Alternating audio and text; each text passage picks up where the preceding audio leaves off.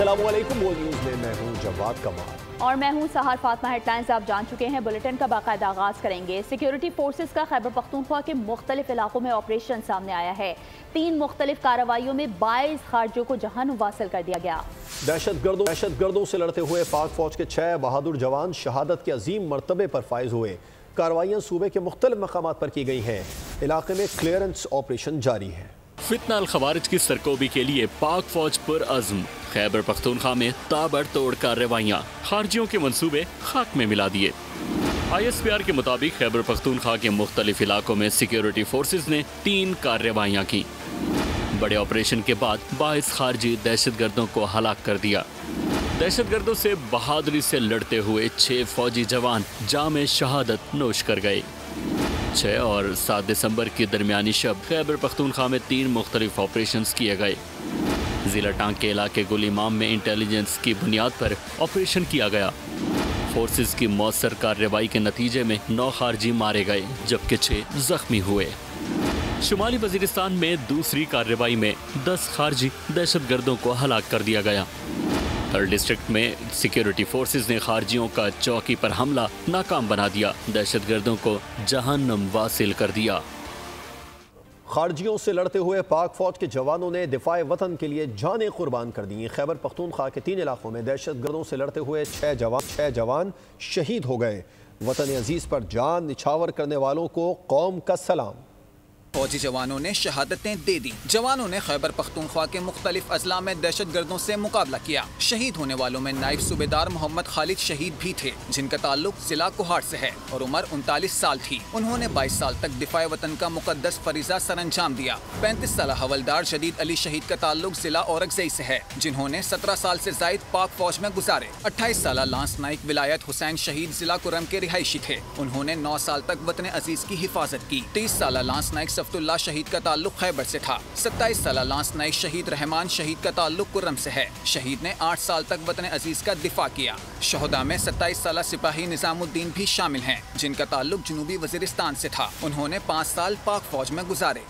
हंगू के इलाके थल में खवारिज के साथ झड़प में शहीद अहलकारों की नमाज जनाजा अदा कर दी गई है। ISPR के मुताबिक नायब सूबेदार मोहम्मद खालिद, हवालदार जदीद अली की नमाज जनाजा थल में अदा की गई। लांस नायक विलायत हुसैन, लांस नायक सिफ्तुल्लाह की नमाज जनाजा भी अदा की गई। लांस नायक रहमान और सिपाही निजामुद्दीन की नमाज जनाजा भी अदा कर दी गई। शहदा की नमाज जनाजा में कोर कमांडर पेशावर और आला अस्करी और सिविल हुकाम ने शिरकत की। बुलेटिन में अब कुछ बात मदारिस रजिस्ट्रेशन बिल की, जिसके मामले पर पेशरफ ना हो सकी है। JUI और हुकूमत के दरमियान डेडलॉक बरकरार है। JUI की डेडलाइन का आज आखिरी रोज़ है। मौलाना फजलुर रहमान ने 8 दिसंबर को अगले लाहे अमल देने का ऐलान किया था। दूसरी जानिब मौलाना फजलुर रहमान का कहना है कि मदारिस की रजिस्ट्रेशन चाहते हैं, रियासत से तसादुम नहीं। नौशहरा में जलसे से खिताब में सरबराह JUI ने कहा, ब्यूरोक्रेसी को कहता हूँ, आप मदारिस को शिद्दत पसंदी की तरफ धकेल रहे हैं। हमने आपके खिलाफ नहीं, आपने हमारे खिलाफ ऐलान जंग किया है। इस वक्त तमाम दीनी मदारिस को दबाव में रखा गया। दीनी मदारिस को हुकूमत के असर रसूख से दूर रखना चाहते हैं, मदारिस को मरकजी धारे में लाना चाहते हैं। आप समझते हैं हम थक जाएंगे, तो ऐसा नहीं है। हमारे रजिस्ट्रेशन कराओ, लेकिन रियासत से तसादुम नहीं चाहते। आपको कहना चाहता हूँ, हुक्मरानों को कहना चाहता हूँ, ब्यूरोक्रेसी को कहना चाहता हूँ कि आप मेरे मदरसे को शिद्दत की तरफ धकेल रहे हैं। तो मेरे भाइयों, ये एक जंग है। हमने आपके खिलाफ ऐलान जंग नहीं किया, आपने हमारे खिलाफ ऐलान जंग किया है। हम दीनी मदारस को हुकूमत के असर व नफूज से आज़ाद रखना चाहते हैं। ये एक बुनियादी उसूल है।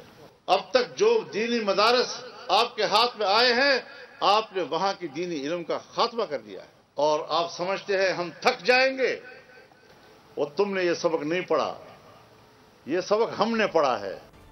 तो दूसरी जानिब रूठी हुई पीपल्स पार्टी को मनाने के लिए वज़ीर आज़म के दस्ते रास्त इसहाक डार बिलावल के पास पहुंचे। तहफ़्फ़ुज़ात के खात्मे के लिए भरपूर यकीन दहानियाँ करा दी।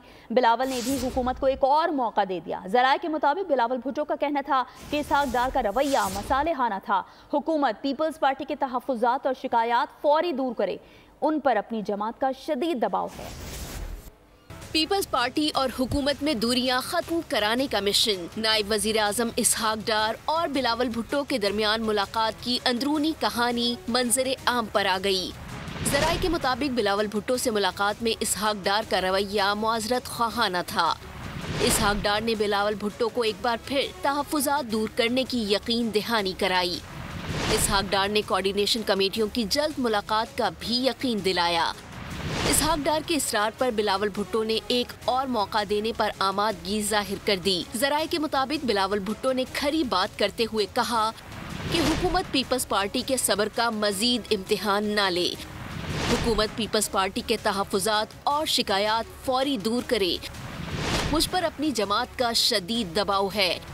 بلاول بھٹو نے حکومت کو کہا کہ کوارڈینیشن کمیٹیوں کی ملاقاتوں کا شوق پورا کر لیں۔ کمیٹیوں کی ناکامی پر وزیر اعظم سے بات کروں گا۔ حکومت اور پیپلز پارٹی کی کمیٹیوں کی ملاقات تاحال طے نہیں ہوئی۔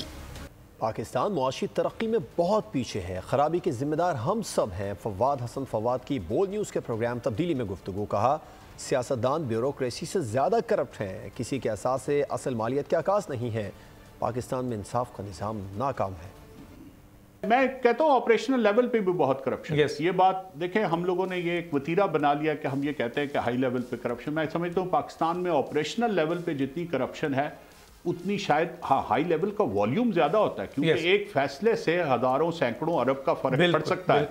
لیکن آپریشنل لیول پہ تو آپ شاید یہ آپ کے لیے ممکن ہی نہیں ہے کہ آپ نے اپنی زمین کی فرد لینی ہو اور آپ کو پیسے نہ دینے پڑے۔ کوئی بھی سیکرٹری یہ نہیں کہہ سکتا کہ جی مجھے وزیر اعظم نے مجبور کیا، اور نہ یہ وزیر اعظم کہہ سکتا ہے کہ اسے سیکرٹری نے مجبور کیا۔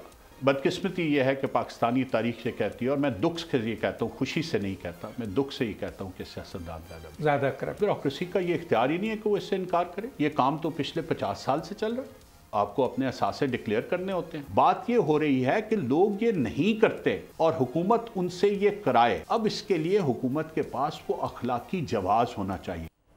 اور ایک جماعت ملک دشمنوں کے ہاتھوں یرغمال بن چکی ہے۔ پی ٹی آئی کا ایجنڈا پاکستان کو بدنام کرنا ہے۔ وفاقی وزیر احسن اقبال کا تقریب سے خطاب، کہا احتجاج اور دھرنے کی سیاست کو دفن کرنا ہوگا۔ اسلام آباد میں پولیس اور رینجرز اہلکاروں کو مارا گیا۔ بانی پی ٹی آئی نے آئی ایم ایف سے مشکل شرائط پر معاہدہ کیا۔ ان کی لابی چاہتی ہے غزہ سے نظر ہٹ کر پاکستان پر لگ جائے۔ وسیم اکرم پلاس نے ناروال میں ایک اینٹ بھی نہیں لگائی۔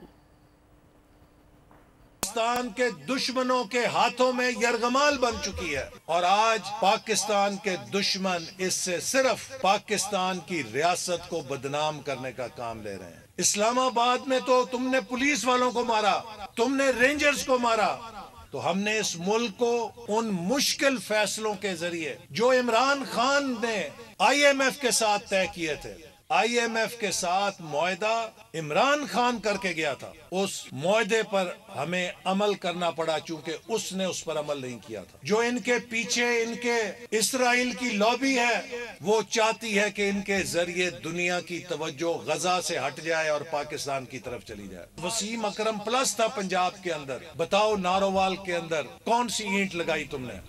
امیر جماعت اسلامی حافظ نعیم الرحمان کا کہنا ہے کہ ملک کے معاشی حالات خراب ہیں۔ عام آدمی بتائے کتنی مہنگائی کم ہوئی؟ 40% آبادی خط غربت سے نیچے زندگی گزار رہی ہے۔ 5 آئی پی پیز بند ہوئی تو بل کیوں کم نہیں ہوئے؟ ونٹر پیکج ایک گورکھ دھندا ہے۔ صحیح پوچھنا چاہتے ہیں کہ کہاں پر جو ہے مہنگائی کم ہو رہی ہے؟